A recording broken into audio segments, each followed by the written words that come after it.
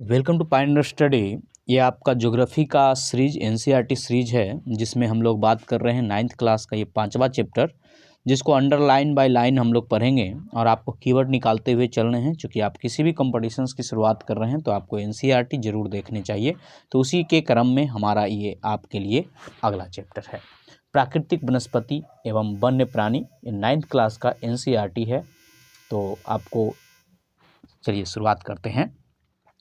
कहा जाता है कि क्या आपने कभी अपने स्कूल, घर या आसपास के मैदानों में भांति भांति के वृक्ष, झाड़ियाँ, घास तथा पक्षियों को देखा है?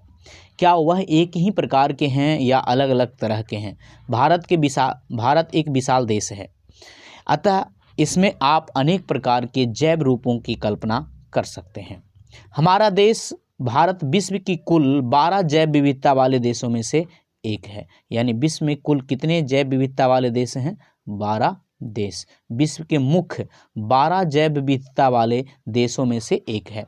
लगभग 47,000 विभिन्न जातियों के पौधे।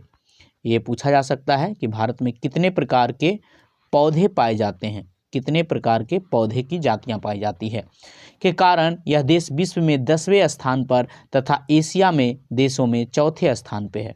और पौधे के मामले में ये विश्व में 10वां और एशिया में 4था है।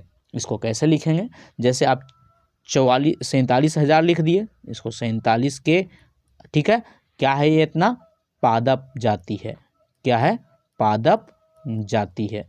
और इसके हिसाब से हम विश्व में कितने स्थान पे हैं? 10वें स्थान पे, 10th in world and 4th in Asia. ठीक है, तो ऐसे आप लिख सकते हैं, आसानी से आप यहाँ से ध्यान रह जाएगा। अगला कहता है भारत में लगभग 15,000 फूलों के पौधे हैं, जो कि विश्व के फूलों के पौधे की 6%। कितने प्रकार के फूल भारत में पाए जाते हैं? 15,000 प्रकार के फूल पाए जाते हैं। इसको 15 के फूल के प्रजाति लिख सकते हैं, 15 के फूल प्रजाति, फूल प्रजाति। ठीक है। इस देश में बहुत से बिना फूलों के पौधे हैं, जैसे फर्न, शैवाल, कवक भी पाए जाते हैं। भारत में लगभग 90,000 प्रजातियों के जानवर तथा विभिन्न प्रकार की मछलियां, ताजे समुद्री पानी पाए जाते हैं। ये भी पूछा जा सकता है कि कितने प्रकार के जानवर पाए जाते हैं? 90 के प्रकार के जानवर जाति है। प्राकृतिक वनस्पति का अर्थ है कि वनस्पति का वह भाग जो कि मनुष्य की सहायता के बिना अपने आप पैदा होता है और लंबे समय तक उस पर मानवीय प्रभाव नहीं पड़ता है, इसे अक्षत वनस्पति कहते हैं। अक्षत, जिसका क्षय मानव नहीं किया हो, उसी को अक्षत वनस्पति या प्राकृतिक वनस्पति कहते हैं। अतः विभिन्न प्रकार की कृषिकृत फसलें, फल और बागान वनस्पति का भाग तो है, परंतु प्राकृतिक वनस्पति नहीं है। जो कृषिकृत फसलें हैं, जो फसल के रूप में हम लोग उगाते हैं, वो प्राकृतिक वनस्पति नहीं है, उसको हम बोलेंगे मानव मतलब जो अक्षत वनस्पति, उसे नहीं बोलेंगे। ठीक है। आगे, वह वनस्पति जो कि मूल रूप से भारतीय हैं देशज कहलाते हैं, लेकिन जो पौधे भारत से बाहर से आए हैं उन्हें विदेशज कहते हैं। वनस्पति जगत शब्द का अर्थ किसी विशेष क्षेत्र में किसी समय में पौधों की उत्पत्ति से है, और इस तरह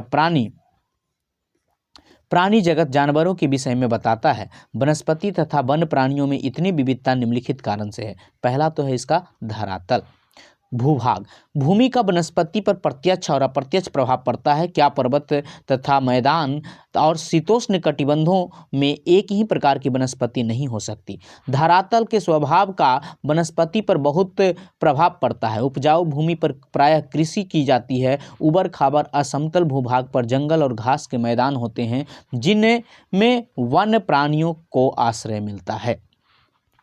मृदा की बात करने, विभिन्न स्थानों पर अलग अलग प्रकार की मृदा पाई जाती है, जो विविध प्रकार के वनस्पतियों का आधार है। मरुस्थल की बलुई मृदा और कटीली झाड़ियाँ तथा नदियों के डेल्टा क्षेत्र पर्णपाती वन पाए जाते हैं। ये पूछा जा रहा है। देखिए, मरुस्थल में कौन सा? कटीली झाड़ियाँ पाई जाती है, जबकि डेल्टा प्रदेश में पर्णपाती वन पाई जाती है। ये पूछा जा सकता है कि डेल्टाई प्रदेश में कौन सा। पर्वतों की ढलानों पर जहां मृदा की परत गहरी है, शंकुधारी वन। शंकुधारी वन कहाँ पाए जाते हैं? पर्वत ढलान पर। शंकुधारी वन पर्वत ढलान पे पाए जाते हैं। ठीक है, ये चीज आप समझ गए होंगे। जलवायु, तो एक तो हो गया कौची? धरातल। धरातल में दो गो चीज आया, एक तो भूभाग कि वो कैसा वाला भूभाग है, और दूसरा मृदा, वहाँ पे कौन सी मृदा है। तो ये बहुत हद तक प्राणियों की उपलब्धता और वनस्पतियों की उपलब्धता को निर्धारण करता है। ठीक है, कौन? धरातल। धरातल के अंतर्गत दो उपभाग है, भूभाग और मृदा। नेक्स्ट है मृदा, हम लोग पढ़ चुके हैं। अगला है जलवायु। जलवायु का मूल संबंध तापमान और वर्षा से है। ठीक है, तो तापमान, वनस्पति की विविधता तथा विशेषताएं तापमान और वायु की नमी पर भी निर्भर करती है। हिमालय पर्वत की ढलानों तथा प्रायद्वीपीय पहाड़ियों पर 915 मीटर की ऊंचाई से ऊपर तापमान में गिरावट वनस्पति के पनपने और बढ़ने से प्रभावित करता है और उसे उष्णकटिबंध से उपोष्ण, शीतोष्ण और अल्पाइन वनस्पति में परिवर्तित कर देता है। यहाँ पे आपको अलग अलग स्थानों पे, मतलब कहाँ पे किस कटिबंध में कितना वर्षा होती है और कब वर्षा होती है, ये चीज़ दिया गया है। जनवरी महीने का औसत तापमान और औसत तापमान यहाँ पे दिया गया है। ठीक है, वार्षिक तापमान औसत यहाँ पे देख सकते हैं। उष्ण कटिबंध में 24 सेंटीग्रेड होता है, डिग्री सेंटीग्रेड। उपोष्ण कटिबंध में 17 से 24, शीतोष्ण में 7 से 17, और जो 7 से कम जिस जहाँ का तापमान होता है उसको अल्पाइन वन कहते हैं। तो उष्ण कटिबंधीय वन, उपोष्ण कटिबंधीय वन, शीतोष्ण कटिबंधीय वन और अल्पाइन वन। भारत के पर्यावरणीय एटलस जून 2001 के केंद्रीय प्रदूषण बोर्ड से ये निकाला गया था। सूर्य के प्रकाश, एक तो हो गया तापमान, आप देख सकते हैं कि तापमान किस कटिबंध में कितना रहता है। 24 डिग्री से अधिक रहता है तो उष्ण कटिबंध में, उपोष्ण में 17 से 24, ये आपको लगभग याद रखने हैं। ये जनवरी का औसत तापमान है। और यहाँ पे है कि कहाँ पाला पड़ता है। देखिए, उष्ण कटिबंध में कोई पाला नहीं पड़ता है, कभी कभी पाला पड़ता है, कभी पाला कभी बर्फ भी गिरता है, और अल्पाइन में तो सबसे ज़्यादा बर्फ ही गिरता रहता है।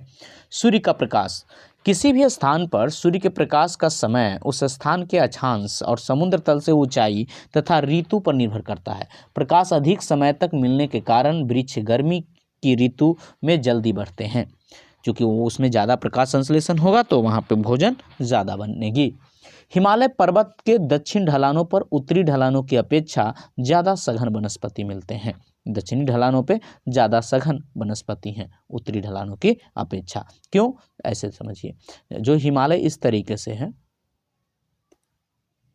हिमालय जो इस तरीके से है, ठीक है, तो इधर वाला हिस्सा उत्तर हो गया जो चाइना तरफ है, और भारत तरफ जो है वो हो गया दक्षिण। तो दक्षिणी ढलानों पर उत्तरी ढलानों से, मतलब चाइने वाले हिस्से की अपेक्षा भारत वाले के हिस्से के तरफ ज़्यादा सघन वन मिलते हैं।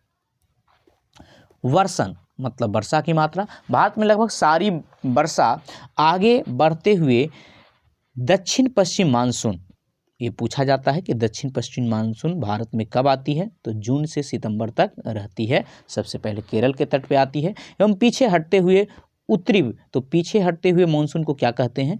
ठीक है, लौटती मानसून जिसको कहते हैं उसको हम बोलते हैं उत्तरी पूर्वी मानसून, और आगे बढ़ते हुए मानसून को क्या बोलते हैं? लौटती हुई मानसून या घटते हुए मानसून को उत्तरी पूर्वी मानसून, और बढ़ते हुए मानसून को दक्षिण पश्चिम मानसून कहा जाता है। ये जून से सितंबर और ये सितंबर से नवंबर रहेगा।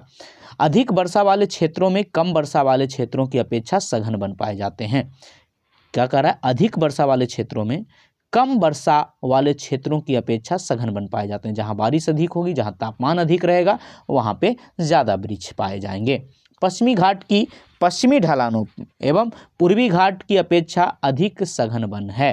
अब यहाँ पे समझिए क्या कह रहा है? पश्चिमी घाट और इधर होता है पूर्वी घाट। भारत का जो ये वाला हिस्सा है ये है पश्चिमी घाट, और ये वाला जो हिस्सा है पूर्वी घाट। तो पश्चिमी घाट की पश्चिमी ढलान, तो देखिए ऊपर होता है नॉर्थ, साउथ, ईस्ट, वेस्ट, मतलब पश्चिमी घाट के पश्चिमी, तो इधर पश्चिम तरफ है, इसका इस तरफ, ठीक है, क्या कह रहा है, पश्चिमी घाट के पश्चिमी ढलान पर पूर्वी ढलानों की अपेक्षा, पूर्वी ढलान मतलब ई पट्टी, जो ई पट्टी है इधर की अपेक्षा इस तरफ पश्चिमी तरफ ज़्यादा सघन वनस्पति मिलता है, क्योंकि ये जो पूर्वी साइड है पश्चिमी घाट का, ये वृष्टि छाया क्षेत्र में आता है, जो पहाड़ के कारण यहाँ पे पश्चिमी घाट के पहाड़ के कारण उधर वृष्टि छाया क्षेत्र और उधर बारिश नहीं हो पाती है। क्या आपने कभी सोचा है कि वन मनुष्य के लिए आवश्यक है? वन नवीकरणीय योग्य संसाधन है, ये पूछा जा सकता है कि वन कैसा संसाधन है, नवीकरणीय योग्य संसाधन है, और वातावरण की गुणवत्ता बढ़ाने में मुख्य भूमिका निभाते हैं। स्थानीय जलवायु, मृदा अपरदन, क्या क्या, स्थानीय जलवायु, मृदा अपरदन तथा नदियों की धारा को नियंत्रित करती है। कौन? वन। वन के क्या कार्य हैं? स्थानीय जलवायु को नियंत्रित करना, मृदा अपरदन को नियंत्रित करना और नदियों की धारा को नियंत्रित करना। ये बहुत सारे उद्योगों के आधार हैं, मतलब यहाँ से उद्योगों के लिए कच्चे सामग्री मिलते हैं, तो उद्योगों का आधार कौन है? वन। तथा कई समुदायों को जीविका प्रदान करती है। जीविका मतलब वहाँ से ही उनका पालन पोषण सारा चीज़ मिल रहा है। ये मनोरम प्राकृतिक दृश्यों के कारण पर्यटकों को आकर्षित करता है, पर्यटक का केंद्र बना हुआ है। ये पवन तथा तापमान को भी नियंत्रित करता है, यानी जलवायु नियंत्रण का भी कार्य करता है। तो आपसे पूछा जाएगा कि वन के क्या क्या कार्य हैं, वन एक ऐसा संसाधन है। आशा है यहाँ से आप आसानी से लिख पाइएगा कि वन जलवायु नियंत्रण करता है, मृदा अपरदन रोकता है, नदियों की धारा को नियंत्रित करता है, उद्योगों को कच्चा सामग्री देता है, बहुत सारे लोगों को जीविका प्रदान करता है और पर्यटन का में उपयोग होता है।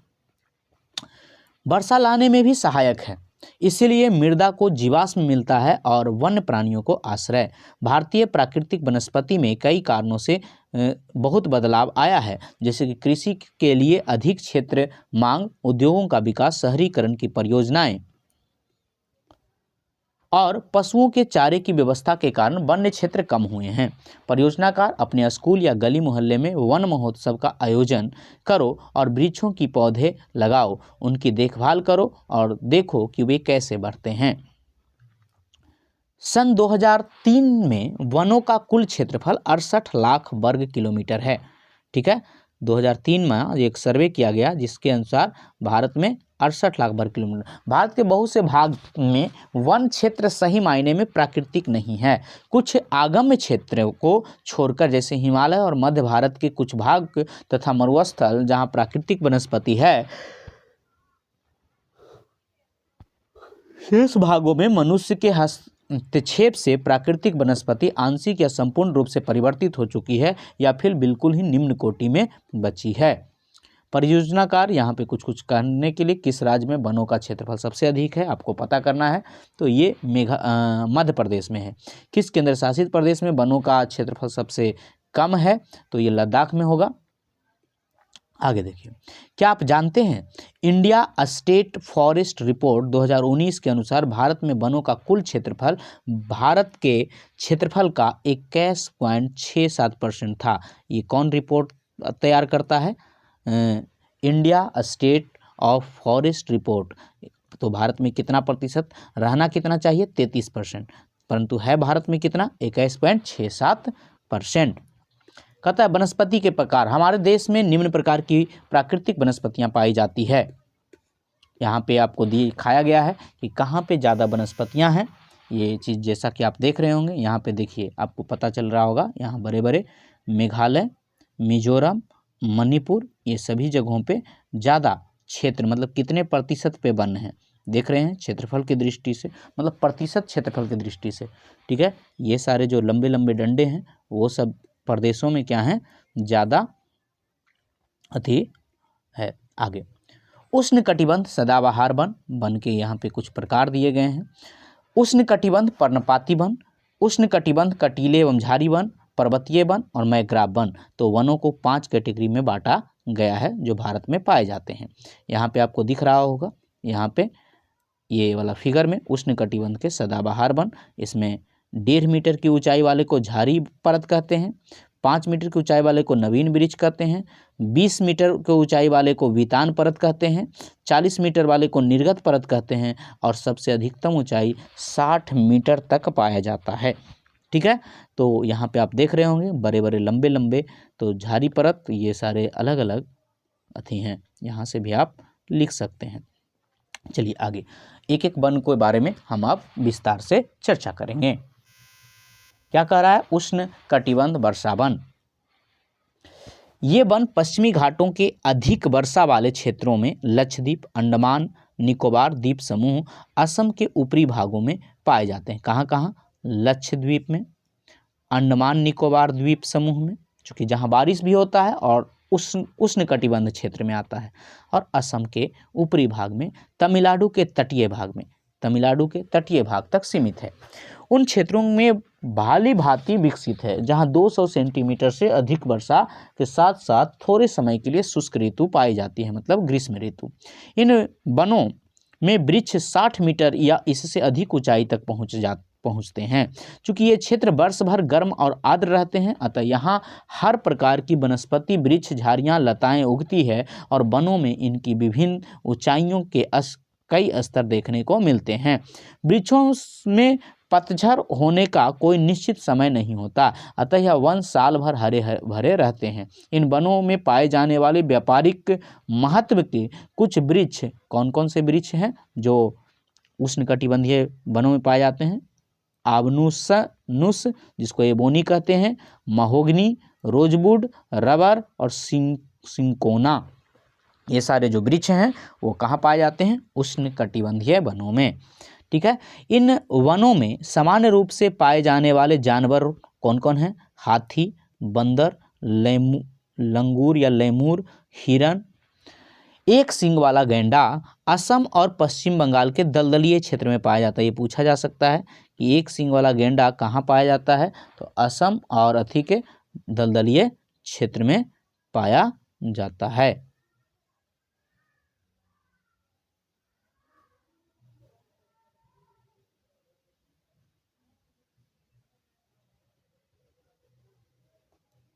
चलिए आगे बढ़ते हैं। यहाँ पे आपको दिख रहा होगा उसी वनों का क्या दिया गया है? फोटो दिया गया है, आप देख सकते हैं।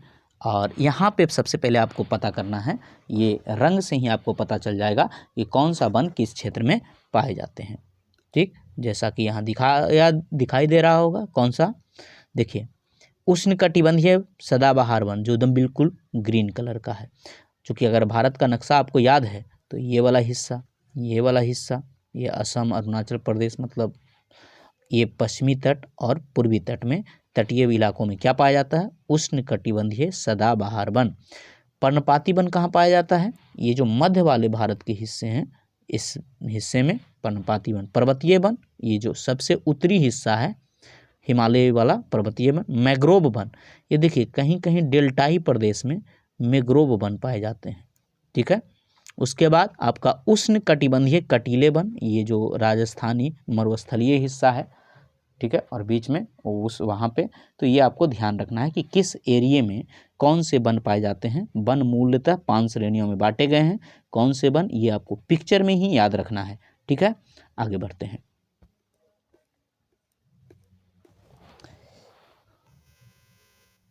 अब पिक्चर में अगर पिक्चर याद है तो आपको लिए ये बिल्कुल आसान हो जाएगा। इसके अतिरिक्त इन जंगलों में कई प्रकार के पक्षी, चमगादड़ तथा कई रेंगने वाले जीव भी पाए जाते हैं। उष्णकटिबंधीय पर्णपाती वन, ये भारत में सबसे बड़े क्षेत्र में फैले हुए वन हैं। इन्हें मानसूनी वन भी कहते हैं, और ये उन क्षेत्रों में विस्तृत हैं जहां 70 सेंटीमीटर से 200 सेंटीमीटर तक वर्षा होती है। इस प्रकार के वनों में वृक्ष शुष्क ग्रीष्म ऋतु में 6 से 8 सप्ताह के लिए अपनी पत्तियां गिरा देते हैं। कौन से? पर्णपाती वन। और यहाँ पे बारिश क्या होती है? 70 से 200 सेंटीमीटर, यानी बारिश यहाँ थोड़ा कम होती है। जल की उपलब्धता के आधार पर इन वनों को आर्द्र तथा शुष्क पर्णपाती वनों की विभाजित किया जाता है। इनमें से आर्द्र या नम पर्णपाती वन उन क्षेत्रों में पाए जाते हैं जहां पे 100 से 200 सेंटीमीटर तक वर्षा होती है। अतः ऐसे वन देश के पूर्वी भागों, उत्तरी पूर्वी राज्यों, हिमालय के गिरिपाद प्रदेश, झारखंड, पश्चिमी उड़ीसा, छत्तीसगढ़, पश्चिमी घाट के पूर्वी ढलानों पे पाए जाते हैं। सागौन इन वनों की सबसे प्रमुख प्रजाति है। बांस, साल, देखिए ये पर्णपाती वन में क्या पाए जाते हैं?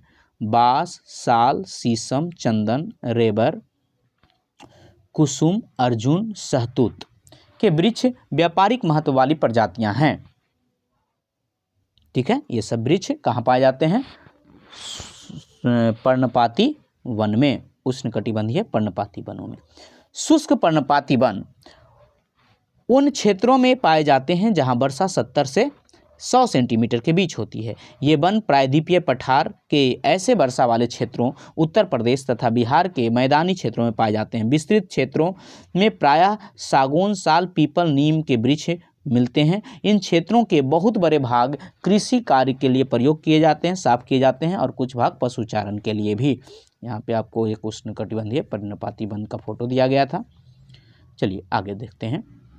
तथा इन जंगलों में पाए जाने वाले जानवर प्रायः सिंह, शेर, सूअर, हिरन और हाथी हैं।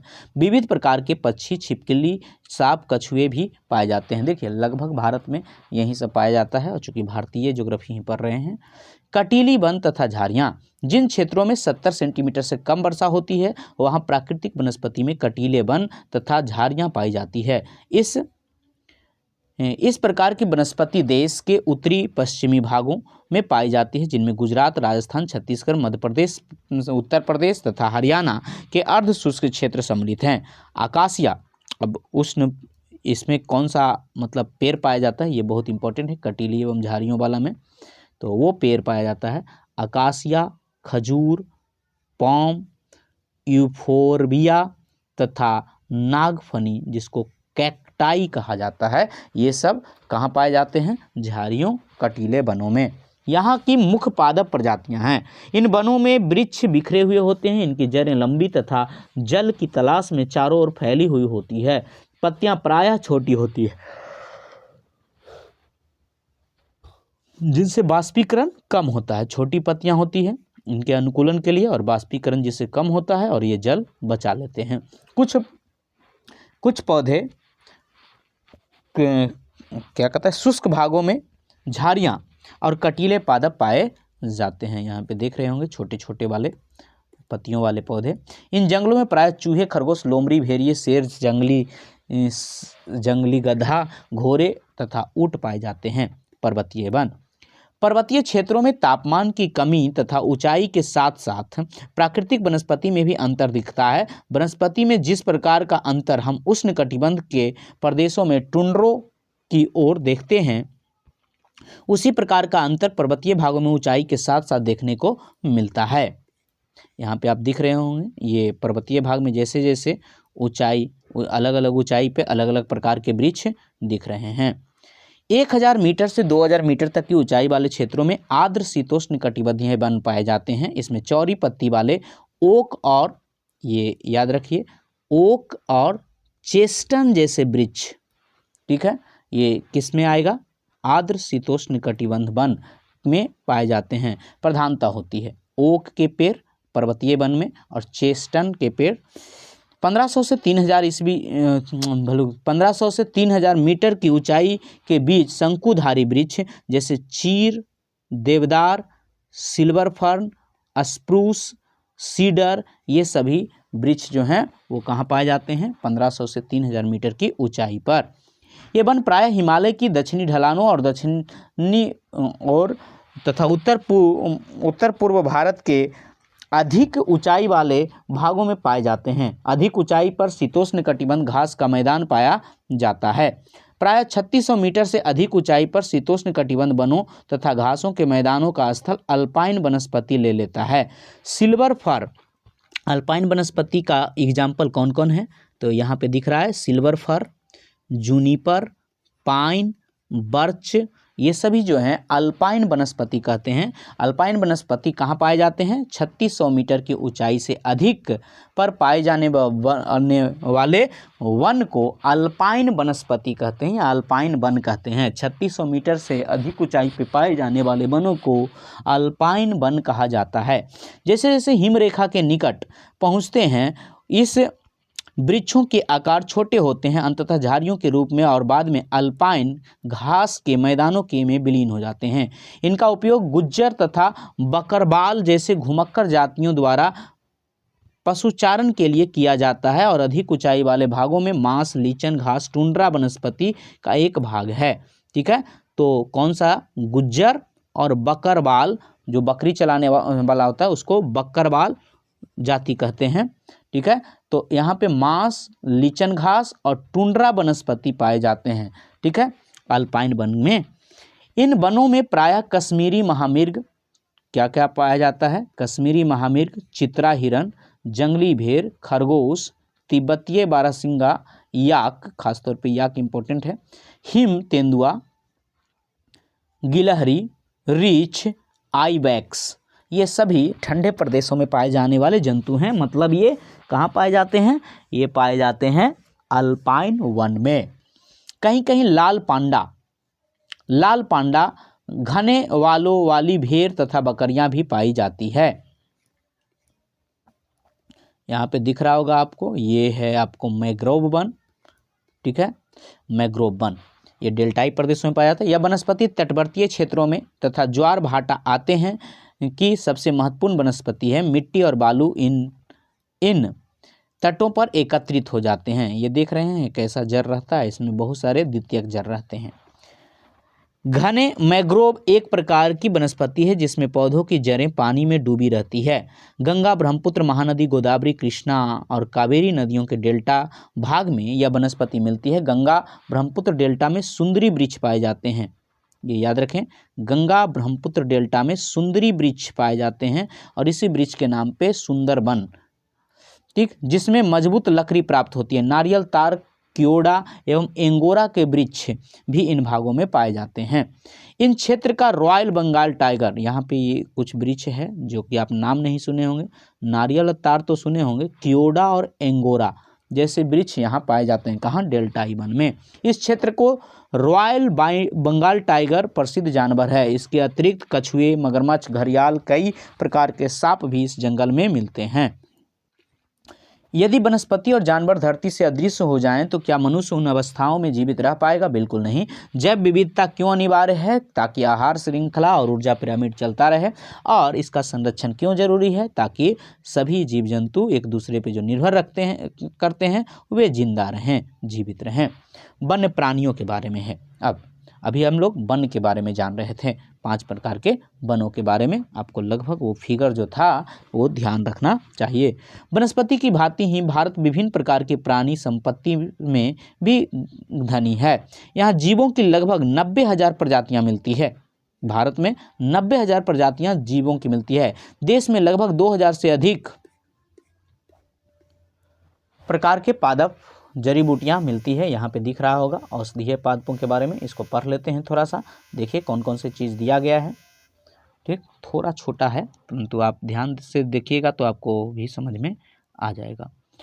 प्राचीन भारत समय में अपने मसालों और जड़ी बूटी के लिए विख्यात रहा है। आयुर्वेद में लगभग 2,000 पादपों का वर्णन है, जिसमें कम से कम 500 तो निरंतर प्रयोग में आते रहते हैं। विश्व संरक्षण संघ ने लाल सूची के अंतर्गत 352 पौधे की गणना की, जिसमें 52 पादप अति संकटग्रस्त हैं, 49 पादप विनिष्ट होने के खतरे हैं। भारत में प्रायः औषधि के लिए प्रयोग के होने वाले कुछ निम्न पादप हैं। सर्पगंधा। अब सर्पगंधा का क्या काम है ये चीज़ समझ लीजिए। यह रक्तचाप के निदान, सर्पगंधा रक्तचाप, ब्लड प्रेशर का निदान के लिए प्रयोग होता है। यह केवल भारत में ही पाया जाता है। अगला है जामुन। पके हुए फल में सिरका बनाया जाता है तथा वायुसारी या मूत्रवर्धक, और इसमें पाचन शक्ति भी होती है। बीज का बनाया हुआ पाउडर मधुमेह, डायबिटीज रोग को सहायक करता है। ठीक है, आगे अर्जुन नाम का एक पौधा है। ताजे पत्तों को निकाला हुआ रस कान के दर्द में इलाज में सहायता करता है। यह रक्तचाप को नियमितता के लिए लाभदायक है, मतलब कम करने के लिए। बबूल, इसके पत्ते आँख की फुंसी के लिए लाभदायक हैं। आँख में फुंसी जो हो जाता है उसके लिए। इससे प्राप्त गोंद का प्रयोग शारीरिक शक्ति की वृद्धि के लिए किया जाता है। मतलब बबूल का अगर गोंद खाइएगा तो आपकी ताकत बढ़ेगी। ठीक है, बबूल का गोंद। आगे नीम जैव और जीवाणु प्रतिरोधक है। तुलसी पादप जुकाम और खांसी की दवा के प्रयोग होता है। कचनार फोरा, अल्सर एवं दमा रोगों के लिए प्रयोग होता है। इस पौधे की जड़ कली पाचन शक्ति में सहायक करती है। अपने क्षेत्र के औषधीय पौधों की पहचान करें और कौन कौन से औषधीय पौधे का प्रयोग उस स्थान के लोग उनका कौन सी बीमारी में करते हैं। प्राकृतिक पारिस्थितिकी तंत्र मनुष्य के जीवन के लिए अनिवार्य है। क्या यह संभव है कि प्राकृतिक पर्यावरण का निरंतर होता जा रहा विनाश रोका जा सकता है। अब यहाँ पे देखिए, ये एक वन का ही चित्र दिया गया है। कहता है पक्षियों की प्रजातियां पाई जाती है कितना, यहाँ पे दिया, शायद ऊपर दिया गया था, 2000 से अधिक पक्षियों की प्रजातियां पाई जाती है। ठीक है, और यह कुल विश्व का 13% है। यहाँ मछलियों की 2500 प्रजातियां पाई जाती है, जो लगभग विश्व का, ये पूछा जा सकता है कि पक्षियों की कितनी प्रजाति पाई जाती है, 2000, एक बार पूछ दिया था, 2000 प्रजाति पक्षी की पाई जाती है, मछली की 2500 इतना प्रजाति, जो कि कितना परसेंट है, 12%, ये, और पक्षी है 13%। भारत में विश्व का 5 से 8% उभयचरी, सर्वश्रीप और स्तनधारी पाया जाता है।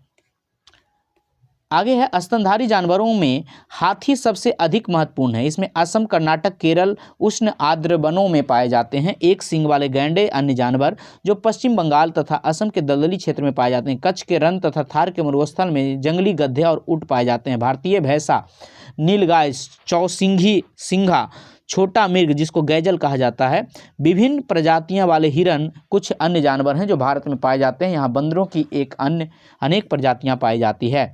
भारत जीव सुरक्षा अधिनियम सन 1972 में लागू हुआ, ये पूछा जा सकता है। भारत जीव सुरक्षा अधिनियम कब लागू हुआ, 1972 में, 1972 में भारत जीव सुरक्षा अधिनियम लागू हुआ, ये आप ध्यान रखिएगा। भारत जीव सुरक्षा अधिनियम 1972 में लागू हुआ। भारत विश्व का अकेला देश है जहां शेर और बाघ दोनों पाए जाते हैं। भारतीय शेरों का प्राकृतिक वास स्थल, अब यहाँ पे आपको दिखाया गया है कि कहाँ कहाँ जो है वो वन्य प्राणी अभयारण्य है। ठीक है, तो ये आप ध्यान रखिए। देखिए यहाँ पे इस पिक्चर्स में यहाँ पे क्या कर रहा है, ये पक्षी अभयारण्य है, ऐसा वाला सिंबल वाला, ये नेशनल पार्क है और ये वन्य प्राणी अभयारण्य है। ठीक है, तो यहाँ पेरियार वन्य प्राणी अभयारण्य, बांदीपुर मुडलूमलाई वन्य प्राणी अभयारण्य, बांदीपुर नेशनल पार्क, रंगाडित्तू पक्षी अभयारण्य, ये बेंदान थंगल, ये हो गया आपका क्या, पक्षी अभयारण्य, गोइंडी ये हो गया नेशनल पार्क। यहाँ पे देखिए ये आपका हो गया वन्य, कवाल, पोचरेम, आटूनगरम और क्या, दमपारा, ये सभी क्या हो गया, ये हो गया आपका वन्य प्राणी अभयारण्य। यहाँ संजय गांधी नेशनल पार्क हो गया, ये तालदोबा, कान्हा, ये सब नेशनल पार्क है। सिमलीपाल, आपको लगभग ये याद रखना है। राजगीर नेशनल पार्क, गिर नेशनल पार्क, ये किस राज्य में है, यहाँ पे कौन सा राज्य है आपको अपने आप पता हो तो इसको पिक्चर में ही याद कर लीजिए। Dachigam, Rajaji national park, corvette national park, Dudhwa national park, ये उत्तर प्रदेश हो जाएगा ना इधर। ठीक है, और ये दोनों उत्तराखंड हो जाएगा। यहाँ पे केवलादेव घाना, रणथंभौर, शिवपुरी, राजगीर यहाँ हो गया। यहाँ पे क्या है, गोरुमारा, मानसा, काजीरंगा। ठीक है, तो ये सब नेशनल पार्क हैं। आगे देखिए,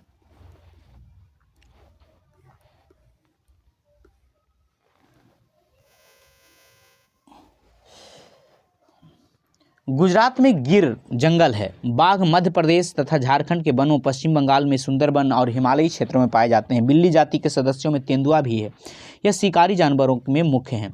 हिमालयी क्षेत्र में पाए जाने वाले जानवर अपेक्षाकृत कठोर जलवायु को सहन करने वाले होते हैं, जो अत्यधिक ठंड में भी जीवित रहते हैं। लद्दाख की बर्फीली ऊंचाइयों में याक पाए जाते हैं, जो गुच्छेदार सींगों वाला बैल जैसा जीव है जिसका भार लगभग 1 टन होता है। तिब्बतीय बारहसिंगा, भारल जिसको नीली भेड़ कहते हैं, नीली भेड़ को क्या कहा जाता है, भारल, जंगली भेड़ तथा क्यांग।